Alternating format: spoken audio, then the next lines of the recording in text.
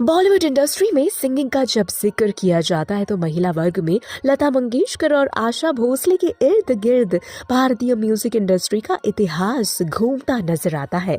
ये दोनों निस्संदेह इतनी बड़ी शख्सियत है, मगर इन दोनों सिंगर से जरा और पहले की बात करें तो कुछ नायाब नाम और भी हैं जो मौसीकी की दुनिया में मिलते हैं। उनमें से एक नाम है शमशाद बेगम का।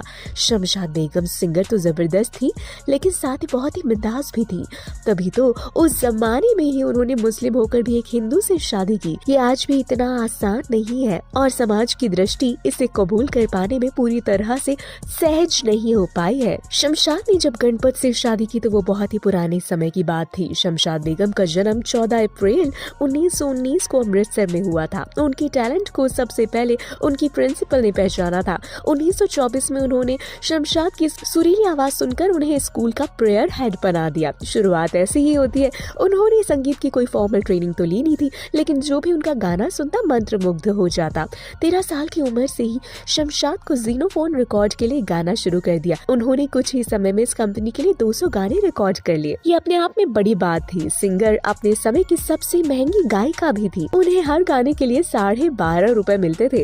उस जमाने में ये रकम बहुत ज्यादा थी। बात 30s और 40s की हो रही है। शमशाद बेगम साल 1932 में गणपत से मिली थी। उस जमाने में शादी छोटी उम्र में ही हो जाती थी। शमशाद के घर वाले भी उनके लिए लड़का ढूंढ रहे थे, लेकिन शमशाद जिससे प्यार करती थी, जिसे पसंद करती थी, उसी से शादी भी करना चाहती थी। 1934 में देश में हिंदू मुसलमान के दंगे हो रहे थे। लाहौर से लेकर के अयोध्या नफरत में जल रहा था, पर शमशाद बेगम और गणपत लाल भुट्टो को इससे कोई फर्क नहीं पड़ा। दो प्यार करने वालों को भला जमाने की क्या फिक्र। दोनों के घर वाले इस शादी के खिलाफ थे। हर तरफ इसकी चर्चा थी। लोग ताने मारना शुरू कर चुके थे, मगर अंत में जीत प्यार की हुई और दोनों ने शादी कर ली। बॉलीवुड करियर की बात करें तो देवानंद की फिल्म सीआईडी में उन्होंने गाना गाया था, लेकर पहला पहला प्यार।